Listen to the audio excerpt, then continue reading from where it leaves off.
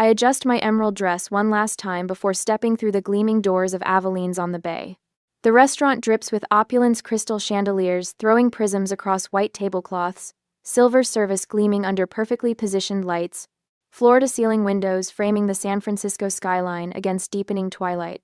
The kind of place where the cheapest wine costs more than my weekly grocery budget. My parents' 35th anniversary deserves nothing less. I even splurged on these uncomfortable heels that pinch my toes with every step because tonight matters. Formal attire required, the invitation said. I complied. Mom spots me immediately, her silver-streaked hair swept into an elegant updo that complements her burgundy dress. She glides across the marble floor, pearl earrings catching the light. "Skylar, darling, you made it." Her smile doesn't quite reach her eyes as she air kisses my cheek, her perfume cloud enveloping me. "You'll be sitting over there, sweetheart, with the little ones." I freeze mid-step. Following her gesture, my gaze lands on a small table tucked in the corner, where my 9-year-old nephew Owen and 7-year-old niece Riley are already coloring on children's menus. My stomach drops like an elevator with snapped cables. Heat floods my cheeks as my hands begin to tremble. I turn slowly, taking in the main table, stretching majestically across the center of the private dining room. 12 elegant place settings with crystal wine glasses, fine china, and silver candlesticks. Every adult family member is there. My brother Evan sits beside his wife Melissa, their heads bent in conversation. My sister Camille laughs at something her husband says. Aunt Lorraine, Uncle Robert, cousins Jennifer and David. Even my recently married cousin Stephanie and her new husband have prime seats at the main table. Only I, unmarried, unaccompanied, have been relegated to the corner with the children. There must be some mistake, I say, my voice embarrassingly small in this cavernous room. Mom, I don't understand. She pats my arm like I'm still 12. We needed you to balance out the children's table. Someone has to keep an eye on them. A memory flashes Thanksgiving 5 years ago. I'd brought Alex, my boyfriend at the time. We sat at the adult table, drinking wine, joining conversations about politics and property values. No question of my adult status then, with a man beside me. Now, without a wedding ring to prove my worth, I've been demoted to crayons and kids' meals. The internal voice that's been growing louder lately whispers again, I'm 29 years old. I run my own business. I've spent my life seeking their approval, balancing the scales between my achievements and their disappointment that I haven't followed the traditional path. But this public demotion feels like a bridge too far. A waiter approaches, holding out a colorful menu with cartoon seafood characters dancing across the top. "For the young lady," he says, not meeting my eyes. I wonder if he feels the humiliation radiating from me. Owen looks up from his coloring. "Do you want to use my blue crayon? I have green too." I fold the children's menu and stand. "I need to make a business call," I say, grasping for any excuse to escape this corner of shame. Mom's face tightens. "Really, Skylar? During a family celebration?" Dad looks over from the main table, his bow tie slightly askew against his crisp white collar. "Your work can wait for one evening, princess." The childhood nickname feels less affectionate now, more diminishing. My siblings exchange knowing glances, pretending not to notice my discomfort. Evan whispers something to Melissa, who covers her smile with a napkin. The realization crashes over me. This isn't just about seating arrangements. It's about my entire identity being invalidated. In their eyes, my unmarried status trumps everything else I've built. 6 years establishing my design studio from nothing.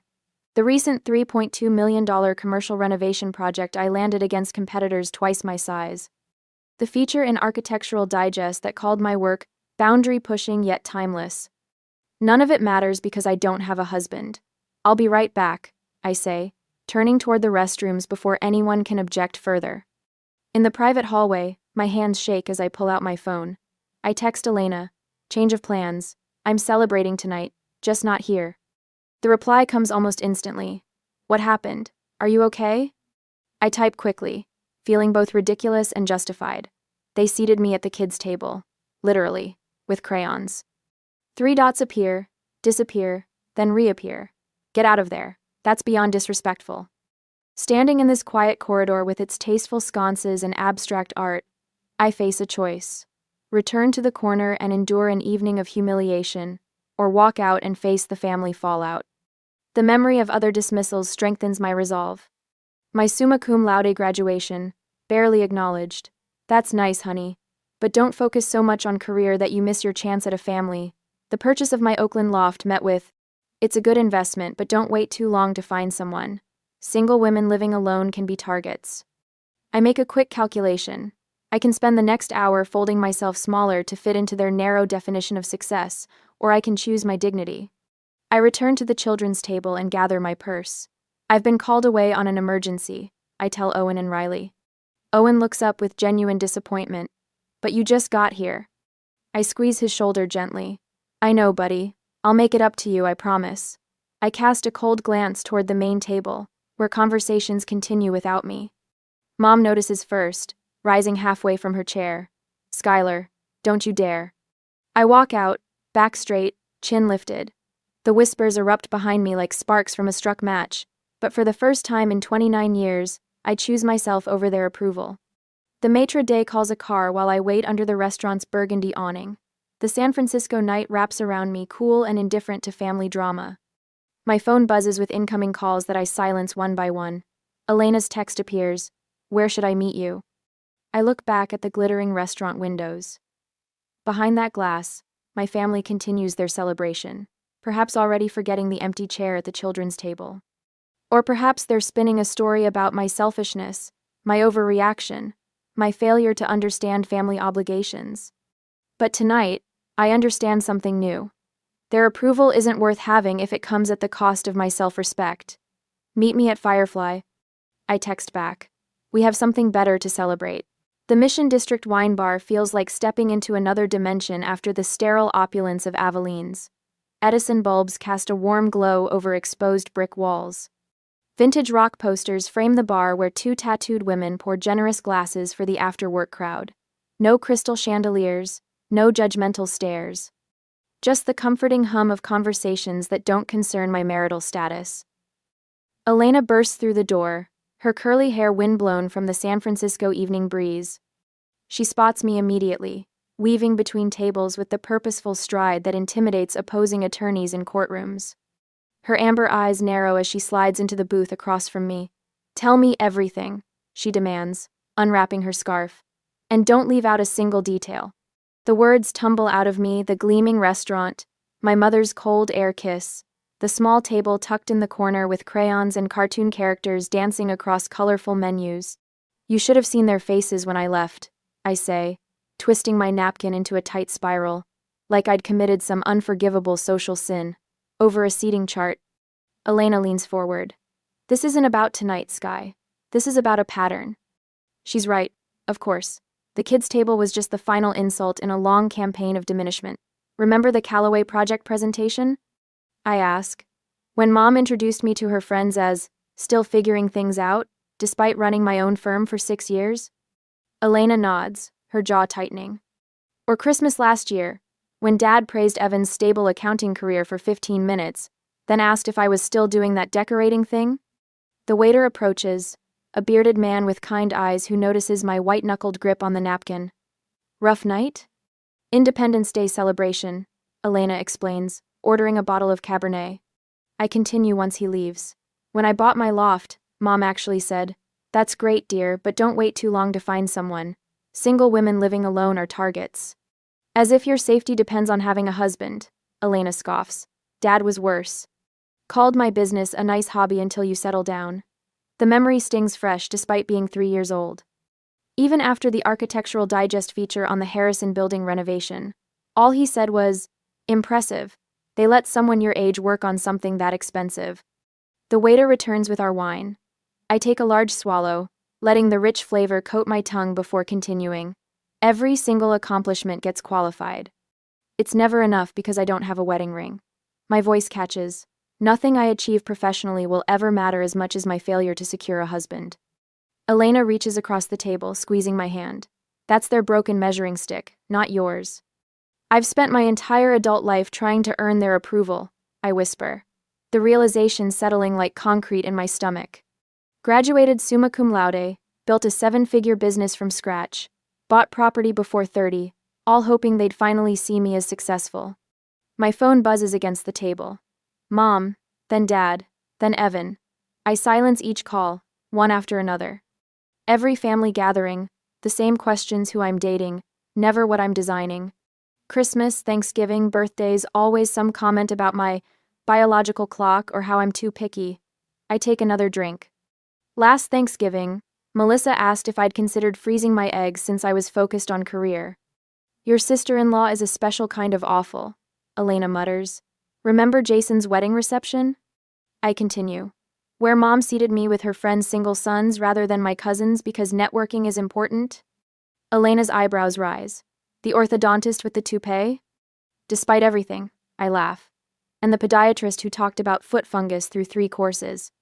My phone lights up again, Camille now. The family alarm system fully activated.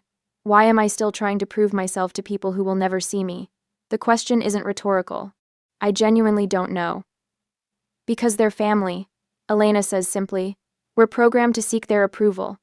Their approval isn't worth having on their terms. The words feel revolutionary as they leave my mouth. I remember last Christmas dinner. My cousin Stephen, recently married but with a failing landscaping business, receiving toast after toast while my most profitable year went unmentioned.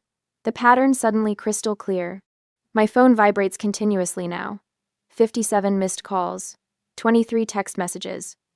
I power it off completely, the screen going black with satisfying finality. No achievement will ever be enough without a husband beside me, I say. The anger that's been building all evening hardens into resolve. I'm done trying. Elena watches me carefully. Do you think they realize how hurtful this is? The question catches me off guard. I've been so focused on my pain that I haven't considered their perspective. Mom grew up in a different world. I admit reluctantly, where a woman's success was measured by her marriage. She was 22 when she married Dad, had Evan by 24. Evan. Her entire identity is being a wife and mother. Elena adds, and Dad. I trail off, considering. His father abandoned them when he was 12. Having a complete family matters to him more than anything. They're not cartoon villains, Elena says. They genuinely believe they're helping by pushing you toward marriage. I stare into my wine. That's what makes it dangerous. They believe they're right, which means they'll never stop. They can't understand success outside their narrow definition, Elena continues. Your independence threatens their worldview. They're genuinely puzzled by my reaction. I realize. They can't see how cruel they've been because in their minds, they're showing love by trying to fix what's wrong with my life. My anger softens slightly, making room for something more complex: sadness for the relationship we might have had if they could see me clearly. Elena refills our glasses. So what now? Holiday dinners? Family gatherings? The question looms large. I don't know. I can't keep pretending their behavior is acceptable. You wouldn't tell your clients to accept this treatment, Elena reminds me. She's right. I'd never advise a client to continue a relationship with someone who repeatedly diminished them. If you need space, my guest room is yours. Elena offers. But remember, you have options. Your financial independence gives you freedom most people don't have. I nod, grateful for her practical approach. I don't have to decide everything tonight. Maybe consider therapy? Elena suggests. Someone neutral to help you navigate family dynamics? My phone remains dark on the table, but I know the messages continue to accumulate. 30, then 40, then 50 missed calls. The family in full crisis mode because I've disrupted their narrative. For the first time in my life, I'm choosing peace over obligation. The sensation is simultaneously terrifying and liberating. I'm done shrinking myself to fit their definition of success, I say finally, raising my glass. Elena clinks hers against mine. About damn time. I wake to my phone vibrating itself toward the edge of my nightstand. Squinting at the screen, I freeze. 107 unread messages. 83 missed calls. The events of last night flood back, walking out of Aveline's, my emerald dress catching the evening breeze as I left my family staring after me. For the first time in my adult life, I chose myself over their approval.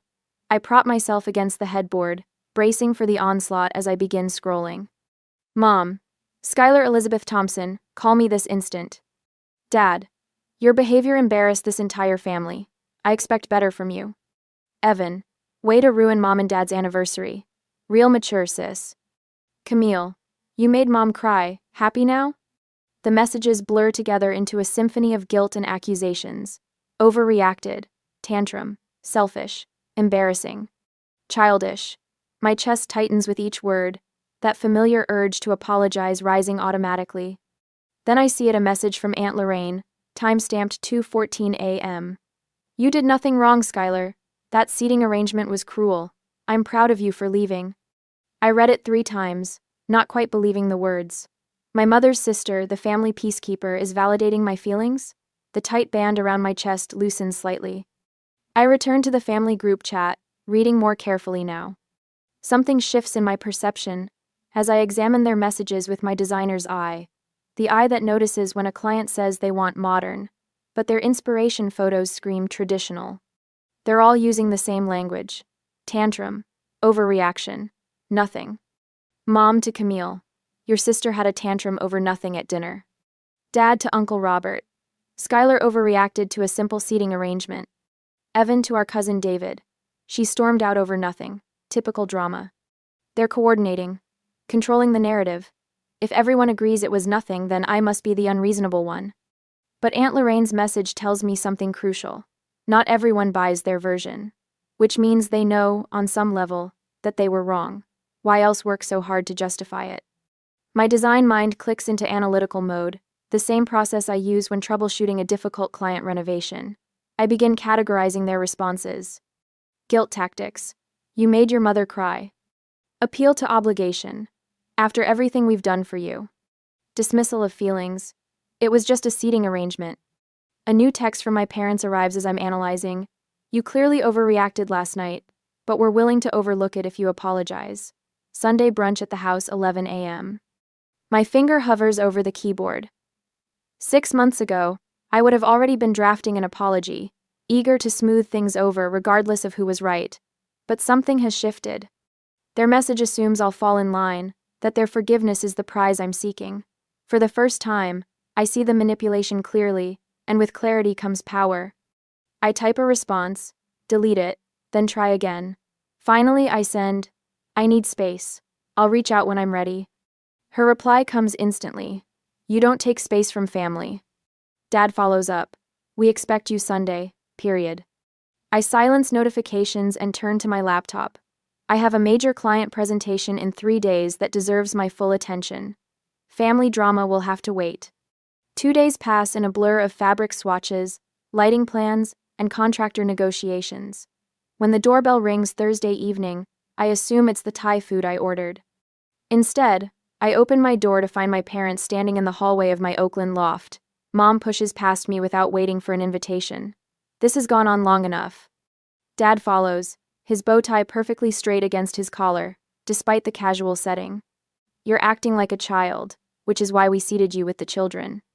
I close the door slowly, taking a deep breath. We stand in my living room, surrounded by evidence of my success, the custom furniture I designed, the architectural awards on floating shelves, the framed architectural digest feature. For the first time, I notice how my father's eyes dart around my space, taking in the high ceilings, the wall of windows overlooking Lake Merritt, the Italian leather sofa that cost more than his first car. This is my territory, not theirs. Respect goes both ways, I say, my voice steadier than I expected. You seated me with children because I wasn't married. Mom waves her hand dismissively. You're making a mountain out of a molehill. My accomplishments and age should earn me a place at the adult table, I say, gesturing to the magazine feature they've never acknowledged. This isn't about seating arrangements, it's about respect. Dad's jaw tightens. This attitude will exclude you from future family events. The threat hangs in the air between us. 6 years ago, it would have crushed me. Tonight, I find I'm willing to pay that price. If that's the cost for having boundaries, I'll pay it, I say quietly. They leave in stunned silence, no hugs or goodbyes. I close the door behind them, waiting for the familiar wave of guilt and tears. Instead, I feel only relief, like I've set down a heavy suitcase I've been carrying for years. My phone rings 20 minutes later. Elena's name flashes on the screen. Your mom just called me, she says without preamble. I'm bringing takeout, wine or whiskey. By the time Elena arrives with bags of comfort food, my apartment phone is ringing. Aunt Lorraine's voice comes through the speaker. Your mother called me ranting, she says. You did the right thing, Skylar. Healthy boundaries aren't rejection, they're self-respect. I sink onto my sofa, suddenly overwhelmed. Part of me feels relieved, I admit, but there's also this undercurrent of grief, like I'm mourning the relationship I wished we had. You're not rejecting family, Elena says, unpacking containers of pad thai and green curry. You're rejecting disrespect. My phone lights up with a text message. My nephew Owen's name appears. Miss you. When are you coming over? My heart contracts. Owen and Riley are innocent in all this. The kids shouldn't be collateral damage, I say to Elena. I text Owen back. Miss you too, buddy. I'll see you soon, I promise. How's the science project coming? 'Kay? Setting boundaries with my parents doesn't mean cutting off everyone. Some relationships are worth preserving, just differently. My business line rings. It's the VP of the tech company whose headquarters we're renovating. You knocked it out of the park with that presentation, Skylar. The board unanimously approved your vision. As I hang up, the contrast hits me. In my professional world, my ideas are valued, my expertise respected. Only in my family am I still treated as inadequate. Elena pours wine as two more friends arrive, summoned by her rapid-fire texts. They bring dessert and fierce loyalty, gathering around my dining table in an impromptu celebration. To being valued for who you are. Elena toasts, raising her glass, not who others want you to be. Surrounded by these women who see me clearly, I realize I'm not alone in this stand for respect. The family I've chosen understands what my family of origin cannot, that my worth isn't measured by a wedding ring. For the first time since walking out of Aveline's, I feel genuinely hopeful. Drawing boundaries doesn't have to mean permanent estrangement. It might actually lead to healthier relationships. If my parents can learn to see me as I am, not as they wish I were. If not, I have people who already do. I survey my studio office with the same critical eye I apply to client spaces. Design boards line the exposed brick wall, each one representing six-figure projects. Client files sit in precise stacks on my glass-topped desk, color-coded tabs marking phases of completion. Everything in its place orderly, methodical, controlled. Just like my approach to family will be from now on. A week has passed since the confrontation at my loft. My phone shows 23 unread messages from my parents, each one strategically ignored. The notifications no longer trigger that familiar rush of anxiety. Instead, I view them as data points in a pattern I'm finally understanding. I pull up my digital calendar, reviewing the upcoming family landmines. Owen's birthday next Saturday, Memorial Day at the lake house 3 weeks after that. Each event requires a decision to attend and establish new boundaries, or decline and maintain distance. The designer in me recognizes this as a familiar challenge, how to preserve structural integrity while implementing necessary changes. If this were a design challenge, I murmur to myself, tapping my Mont Blanc pen against the desk, what would the solution look like? The initial rush of victory after standing up to my parents has faded. That moment when they left my apartment, stunned by my refusal to apologize, it felt exhilarating. But emotional highs don't sustain themselves, and they certainly don't build lasting foundations. I need strategy, not just satisfaction. My thoughts drift to Owen and Riley. Their birthdays, school performances, soccer games, all the moments where innocent relationships could become collateral damage in this boundary war. My quarrel isn't with them. Yet maintaining those connections while keeping appropriate distance from my parents requires precision planning. I open my notebook to a fresh page and write, relationship assessment at the top, then draw a line down the center. On the left, I list relationships worth preserving. Owen and Riley, Aunt Lorraine, perhaps eventually Evan and Camille. On the right, boundaries that are non-negotiable, equal treatment at family gatherings, acknowledgement of my professional accomplishments, no more marriage pressure. The pattern becomes clearer as I write. My success threatens them not because they wish me ill, but because it challenges their definition of what a woman's life should be. A definition my mother built her identity around, and my father reinforced through decades of being the provider. I can't change their perspective. I can only change my response to it. This realization settles over me, not with the sharp sting of our confrontation, but with the steady weight of truth. I'm not devastated anymore, but I'm not coldly cutting ties either. I'm simply preparing for the inevitable encounters ahead. My assistant knocks lightly on the doorframe. Your 2 o'clock is here early. I nod, closing my notebook. Thank you, Rachel. Give me 5 minutes, then send them in. When she leaves, I reach for my phone and text Dr. Lambert's office to confirm tomorrow's appointment. The family dynamics specialist came highly recommended by Elena, who insisted professional guidance wasn't admitting defeat but adding another resource to my toolkit. Over the past week, I've documented every interaction with my family when my parents call, what phrases trigger defensive reactions, which tactics they employ most frequently. Dr. Lambert suggested this systematic approach, treating family communication patterns like any other dataset to be analyzed. I've expanded my support network beyond just Elena. Our weekly dinner dates continue, but I've also reached out to Aunt Lorraine, who sends texts that often begin with, "Your mother doesn't know I'm telling you this." But, intelligence from behind enemy lines? The books on my nightstand have shifted from design magazines to titles like Boundaries and Adult Children of Emotionally Immature Parents. Research, like I would conduct for any major project. I'm not pursuing direct confrontation anymore. I'm building infrastructure for the long term, reviewing finances to confirm my complete independence from family resources, instructing Rachel to screen calls during work hours, implementing designated family contact times that I control. In my desk drawer, I keep a small notebook with scripted responses for common pressure tactics. When Mom says, "Family doesn't take space from family," I can reply with, "Healthy families respect each other's boundaries." When Dad threatens, "You'll be excluded from family events," I can respond with, "I hope not, but I won't attend if I'm not treated with respect." Not cutting ties completely, but creating structure for limited healthy contact. My phone buzzes with a text from Evan. I brace myself before reading it.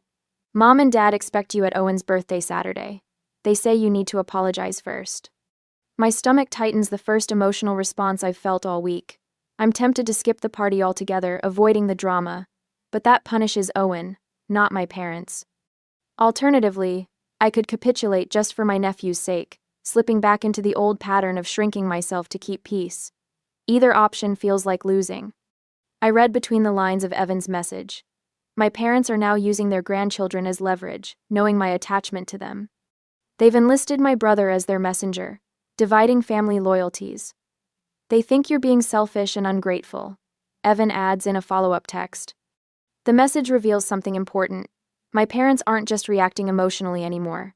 They're strategizing, recruiting allies, applying pressure points. This isn't just hurt feelings, it's a campaign to restore their authority. I set my phone down, taking a deep breath. The challenge has escalated, but my resolve hasn't broken. I'll talk to Owen directly about his birthday, I text back, then set my phone aside. My 2 o'clock client will be waiting. I stand, smoothing my skirt and checking my reflection in the small mirror behind my door. Professional, composed, determined exactly how I'll approach this family situation from now on. No more reacting, only responding, on my terms.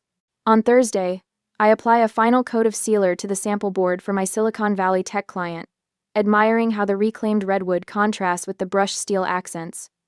This renovation will transform their sterile headquarters into something with soul, exactly what the 30-something CEO requested when he hired my firm over competitors twice our size. Crossing the finish line? Elena asks, leaning against my office doorframe. Just sent the last mock-ups to production. I place the board carefully on my drying rack. $3.2 million project wrapped in a bow. My phone buzzes on the desk, the special vibration pattern I've assigned to family. I don't reach for it. Another Thompson family production? Elena raises an eyebrow. I nod, turning back to my desk where I've arranged a different kind of project materials. A leather-bound notebook labeled Family Communication Plan, a stack of index cards with pre-written responses, and a single-page document titled Statement of Boundaries. It's like prepping for the Anderson pitch, I say, tapping the boundary statement. Know your talking points, anticipate objections, maintain composure under pressure. The family communication plan sits open to a highlighted schedule. Tuesdays and Thursdays, 7 to 7:30 p.m., only designated times for returning family calls. The rest goes to voicemail, preserving my mental workspace during business hours. On the corner of my desk sits Owen's birthday gift, a professional-grade architectural model kit I special ordered from Germany, wrapped in paper covered with dinosaurs wearing party hats. The sight of it warms me, a reminder that not all family relationships need recalibration. So tomorrow you'll see Owen? Elena asks. Day before the actual party. Aunt Lorraine is meeting me there as buffer. I tap my calendar. I've already booked a rideshare, no chance for them to offer transportation and make me dependent. My phone buzzes again. 5 missed calls in the last hour. They're persistent, Elena notes. Predictably so. I flip to the section in my notebook labeled Anticipated Tactics. Below, guilt, dismissal, and flying monkeys, is a fresh entry. Health concerns. I've highlighted it in red. The latest voicemail was creative. I press play and set it on speaker. My mother's voice fills the room, trembling with calculated emotion. Skylar, your father had chest pains last night. The doctor says it's stress-related. Is this what you want? To make your father ill with worry? Call us immediately. Elena's expression hardens. Wow, that's low. I almost called right away, I admit. Then I remembered Dr. Winter's advice about manipulation tactics. I show Elena the text from Aunt Lorraine. Charles had indigestion from Teresa's spicy meatballs. Doctor gave him antacids. Don't fall for the drama. Your aunt is the MVP in this situation, Elena says. Before she can continue, my phone lights up with Camille's name. Against my better judgment, I answer. They're trying, Sky, in their way. My sister's voice has that placating tone I've come to recognize. Dad's really upset. Mom thinks family therapy might help. Can't you meet them halfway? I take a deep breath, scanning my index cards until I find the one labeled sibling pressure. I appreciate your concern, Camille. I recite the practiced words. But I'm not responsible for managing their emotions about my boundaries. The words feel stronger each time I say them. But they're your parents, she pushes. They love you. Love includes respect, I counter, my voice steady. I'll see Owen tomorrow at 3. Please don't turn his birthday into an ambush. After hanging up, I return to my preparations.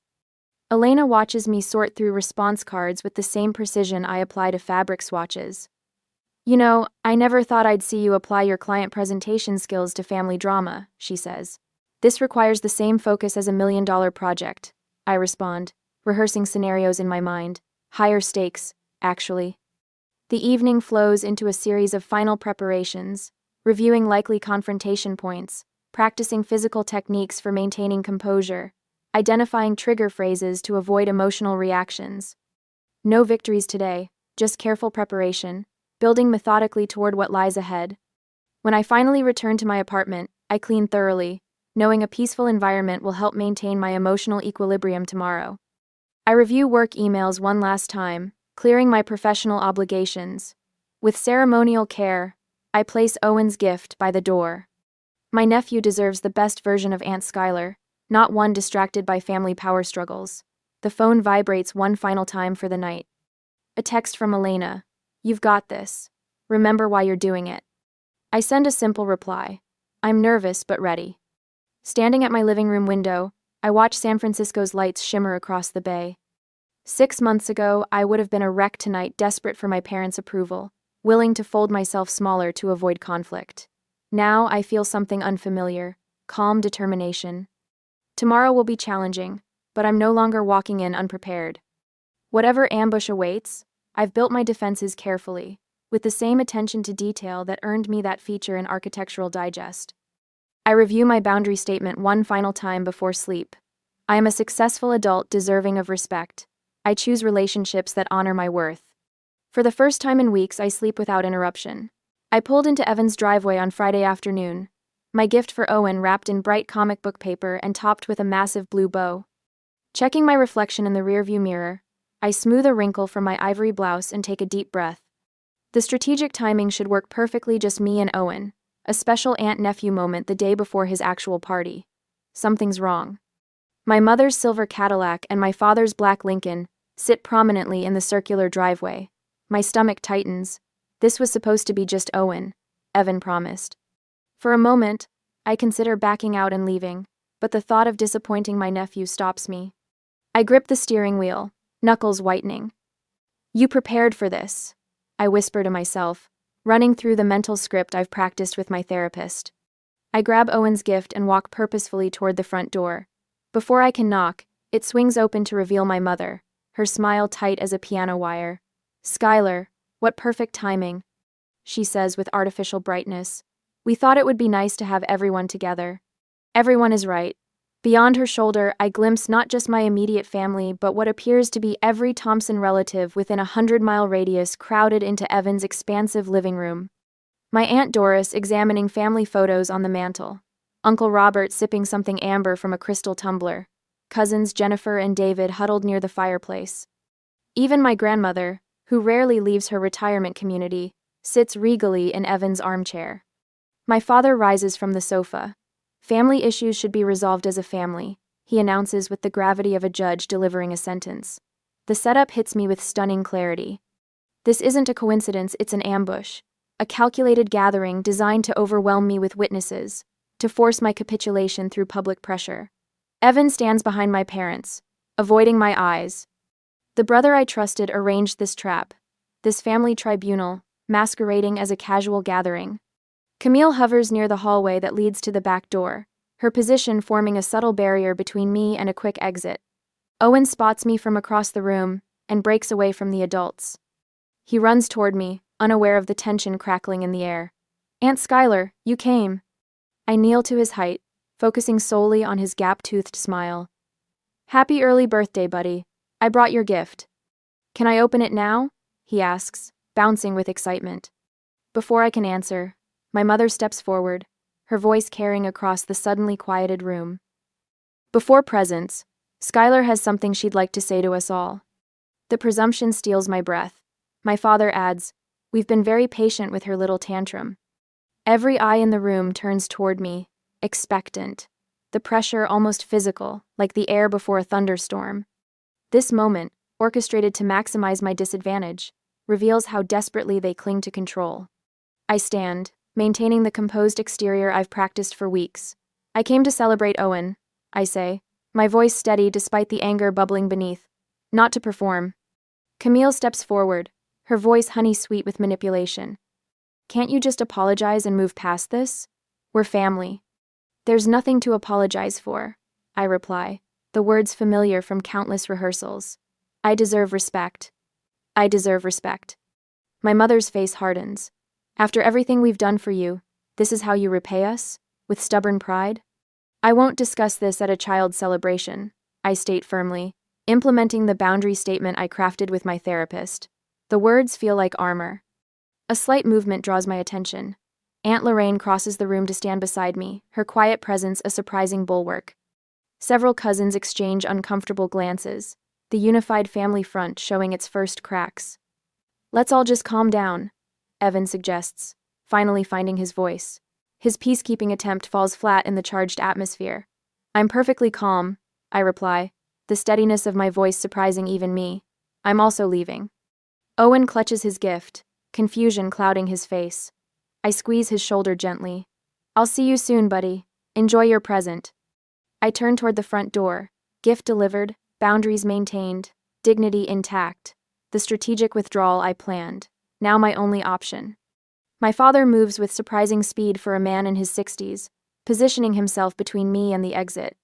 You're not walking out on this family again, he declares, arms crossed over his chest. The room falls silent, the confrontation reaching its apex. My heart pounds against my ribs, but my voice remains level. Move aside, Dad. He doesn't budge. Not until you show some respect. The stakes crystallize in this moment. His physical blocking of my exit crosses a line that cannot be uncrossed. My mother joins him, a unified wall of parental authority. We raised you better than this selfishness. She adds. What you're doing now proves exactly why I left that dinner, I say, loud enough for everyone to hear. The quiet statement lands like a thunderclap in the silent room. Owen's lower lip trembles. He clutches his unopened gift to his chest and begins to cry, overwhelmed by the adult conflict swirling around him. His tears become the catalyst that shifts the room's dynamics. Aunt Lorraine speaks first, her normally soft voice cutting through the tension. Charles, Margaret, you're ruining your grandson's celebration. Uncle Robert places his tumbler on the mantel with deliberate care. Let her go. This isn't right. My father's jaw tightens, his final weapon a threat delivered with quiet intensity. If you walk out that door, don't expect to be welcomed back. The ultimatum hangs in the air between us. 6 months ago, those words would have shattered me, sent me scrambling to placate. Now they merely confirm the correctness of my path. That's your choice, not mine, I reply, meeting his gaze without flinching. He holds firm for a moment longer before stepping aside, the briefest flicker of surprise crossing his face at my resolve. I walk to the door, back straight, steps measured. At the threshold, I turn to address the room, no longer afraid of who might hear. I'll be at my home tomorrow if anyone wants to have a real conversation. The door closes behind me with a quiet click that sounds like freedom. On Saturday, I adjust the toss pillows on my sofa for the third time when the doorbell rings. My stomach tightens as I check my watch, 11 o'clock sharp. The punctuality is pure Margaret Thompson. Opening my door reveals exactly what I expected. My parents standing side by side in the hallway of my building. Mom's hair is impeccably styled, her camel coat unbuttoned to reveal a coordinated sweater set. Dad stands slightly behind her, his jaw set in that familiar rigid line that signals his displeasure. Several neighbors pass by, nodding, hello. The public setting isn't accidental. My parents have always been masters at leveraging witnesses to enforce good behavior. Come in, I say, stepping aside. My voice sounds steadier than I feel. They enter, and I see Mom's eyes sweep across my space, taking in the walnut coffee table. I restored myself, the statement light fixture that graces my living area. The framed page from Architectural Digest, featuring my Nob Hill project. You've turned the entire family against us. Mom opens without preamble, not bothering to remove her coat. Dad crosses his arms. Your behavior is inexcusable. I remain standing rather than inviting them to sit. I didn't invite you here to be attacked. We didn't come to attack, Mom says, her voice softening into the tone she uses when trying to reel me back in. We came because we're concerned. For years, I've accepted being treated as less valuable because I'm not married. The words pour from me with startling clarity. My education, my business success, my home, all of it dismissed because I don't have a wedding ring. Now that's not fair, Dad interrupts, but I continue. The kids' table incident wasn't isolated. It was the final example of a pattern. Mom's eyebrows arch. You're overreacting to a simple seating arrangement. It wasn't about seating, I say, meeting her gaze directly. It was about respect. As your father, Dad begins. As adults, I interrupt. We should treat each other with equal respect. My father's face reddens. He's not accustomed to being cut off, especially by his daughters. I don't need your approval to value my accomplishments. I continue. But if you want a relationship with me, you'll need to recognize that my worth isn't determined by my marital status. Mom's eyes fill with tears. You're breaking your father's heart. The familiar guilt rises, but I've prepared for this. I know this tactic intimately, the appeals to family obligation, the tears, the suggestion that I'm causing harm rather than responding to it. I'm sorry you feel that way. I respond, keeping my voice even. But emotional manipulation won't work anymore. Dad uncrosses his arms, leaning forward. We only want what's best for you. I decide what's best for me now. A silence falls between us. I watch as my parents exchange a glance, a wordless communication honed through decades of marriage. Something shifts in that look, a recognition that old patterns won't yield the usual results. What do you want from us? Mom finally asks, and the question surprises me. It might be the first genuine inquiry she's made about my feelings in years. Acknowledgement of my accomplishments, respect for my choices. Dad shakes his head. We've always respected you. Have you? I counter. When I graduated summa cum laude, Dad, you said, that's nice, honey. But don't focus so much on career that you miss your chance at a family. When I bought this loft, Mom, you said, it's a good investment, but don't wait too long to find someone. Mom's gaze drops to her hands. Her wedding ring catches the light from my windows. When I landed the Westmore account, a multi-million-dollar project, you both skipped the launch party because Evan's son had a soccer game. A soccer game you could have attended any weekend. Dad's posture changes, shoulders lowering slightly. We didn't realize how this appeared to you. It's how it is, I reply. Not how it appears. Mom straightens her back. You've made your point. Have I? I move toward my kitchen island where my portfolio sits. This is the feature in Architectural Digest. I've had it for 3 months. Did either of you read it? Their silence is answer enough. I don't need you to understand my life choices. I say more gently. I need you to respect them. I need you to respect them. Mom looks at the magazine, then back at me. Your business is impressive. We should have said so. Dad adds reluctantly. The article in the magazine was something to be proud of. The concession is small but significant. From my father, it's practically a standing ovation. I won't attend family functions where I'm treated as less than. I state clearly. No more kids' tables.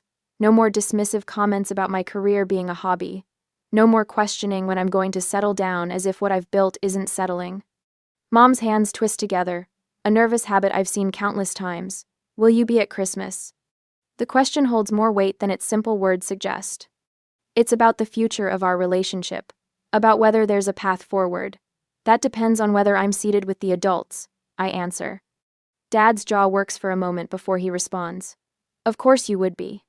The tension in the room shifts, not disappearing but transforming into something more navigable. We're establishing new terrain, setting boundaries where once there were none. I'd like to have a relationship with you both. I offer. But only if it's based on mutual respect. Mom nods, though her expression remains strained. Dad looks out my window at the Oakland skyline, perhaps seeing for the first time that I've built a life here, one with its own view, its own foundation. We should go, Dad says finally. I walk them to the door. I have a client meeting. We can talk again when you're ready to see me as I am. They leave without further comment, their steps oddly tentative in the hallway. I close the door and lean against it, finally allowing the tears that have been building. Not tears of defeat or frustration, but of release. My phone buzzes an hour later. A text from Aunt Lorraine. I hear they visited. Are you okay? I wipe my eyes and type a reply. Better than okay. I'm free. For the first time in my adult life, I've set the terms of my relationship with my parents. The restaurant incident that seemed so humiliating has become the catalyst for something invaluable, in my independence from their approval. I glance at the clock. My client will arrive in an hour. I have just enough time to freshen up and prepare my presentation for the Morrison project. Work that my parents might never fully appreciate, but work that fulfills me nonetheless. The weight I've carried for years trying to measure up to their definition of success while building my own feels lighter now. Not gone entirely, but manageable. I've claimed my place at the table, even if I had to build that table myself. I adjust the centerpiece of hydrangeas on my dining table one last time. 6 months since that night at Aveline's, and the memory no longer stings like an open wound. Instead, it's become something else, a turning point. The moment I finally stopped shrinking myself to fit into the box my family had constructed. Elena notices me lost in thought as she sets down a tray of appetizers. Earth to Skylar, she says, waving a hand. The stuffed mushrooms are getting cold. Sorry. I straighten a linen napkin that doesn't need straightening, just thinking about how much has changed. You seem lighter somehow, Elena observes, popping a mushroom into her mouth. I noticed it at the office yesterday too. That client from Seattle practically signed the contract before you finished your presentation. She's right. Since establishing boundaries with my parents, everything has shifted, not just my family relationships, but how I move through the world. I sleep without waking at 3 a.m., wondering if I should call my mother. My shoulders no longer tense when my phone rings. I breathe more deeply. The Palo Alto project brought in 3 referrals last week. I tell her. I'm thinking about hiring another designer. Because you're actually focusing on work instead of family drama? I nod, arranging water glasses. Turns out not checking my phone every 5 minutes for guilt trip messages improves productivity. Who knew? The doorbell chimes, and I welcome my guests, a collection of friends and colleagues who have become my chosen family. As I pour wine, my phone vibrates with a text from Aunt Lorraine. Your stand has everyone talking. More support in your corner than you realize. Later that evening, after the last guest leaves, I find a message from cousin Jennifer. What they did wasn't right. I admire your courage. Most surprising is the tentative text from my sister Camille. I didn't understand at first, but I get it now. Coffee next week? Even Evan's tone has shifted. While he remains firmly in our parents' camp, his messages lack their former condescension. The invitation to Owen's actual birthday party arrives with a handwritten note. We saved you a seat at the grown-up table. The change is small but significant. A message received. My parents maintain their distance, though the escalation has stopped. When my business is featured in a local magazine, I receive a brief text from my mother: "Saw your article. Nicely done." 6 months ago, those 5 words would have sent me spiraling with relief and validation seeking. Now I recognize them as the bare minimum of parental support. Progress, but hardly a transformation. 6 months ago, I'd have been desperate for that approval. I tell Elena during our weekly strategy meeting. Now it feels nice but unnecessary. And 6 months later, the holiday season arrives with a crispness in the San Francisco air. My loft, once dismissed by my mother as an investment, but don't wait too long to find someone, has become the gathering place for friends and colleagues. Tonight, I'm hosting a dinner party around my carefully designed table, the one I splurged on after landing the Palo Alto contract. Laughter flows easily. No one questions my life choices or hints at biological clocks. These people see me, the real me, successful designer, thoughtful friend, independent woman, not just an unmarried daughter failing to fulfill expectations. Between dessert and coffee, a cream envelope arrives from my parents' address. Inside, a Thanksgiving invitation on heavy cardstock. "We'd love to have you join us. Formal dinner. Adults only." Those last 2 words represent a small acknowledgement of a significant shift. I consider the invitation on my terms, not theirs. After careful thought, I RSVP. Looking forward to it. I'll stay 2 hours. My studio continues to flourish. I hire 2 new employees and lease additional office space in the building. My relationship with Aunt Lorraine deepens through monthly lunches where she shares family stories from before I was born. Camille and I meet occasionally for coffee, rebuilding a relationship based on who we are now, not who we were as children. I maintain regular visits with Owen and Riley, carefully separated from interactions with my parents. When I take them to the Children's Science Museum, Riley asks innocently, "Are you mad at Grandma and Grandpa?" "Not mad," I explain, helping her build a magnetic structure, just making sure they treat me with respect. "Like when you tell me to use my words instead of hitting Owen?" I smile at her simple wisdom. Exactly like that. My parents are learning to navigate our new relationship parameters, though old habits emerge. My mother still occasionally says things like, "When you find someone special," to which I now respond firmly, "I'm not looking right now. My business needs my focus." My father makes more effort, asking about work with genuine curiosity. "The downtown project sounds challenging. How's it going?" Our relationship remains imperfect but improved. The difference lies within me. I no longer measure my worth by their approval. Christmas Eve arrives with traditional San Francisco fog wrapping the city in silver. We gather at Montello's, an upscale restaurant downtown that reminds me of Avelines, though the memories associated with it will be entirely different.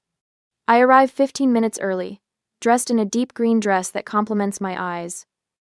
The maitre d' leads me to the private dining room where my family has gathered. Unlike that night 6 months ago, I'm seated prominently at the main table, between Aunt Lorraine and Uncle Robert. My mother approaches, hair elegantly coiffed, wearing the pearl necklace my father gave her for their 35th anniversary. "You look lovely, Skylar." When their friends arrive, my father introduces me with unexpected pride. "This is our daughter, the award-winning designer.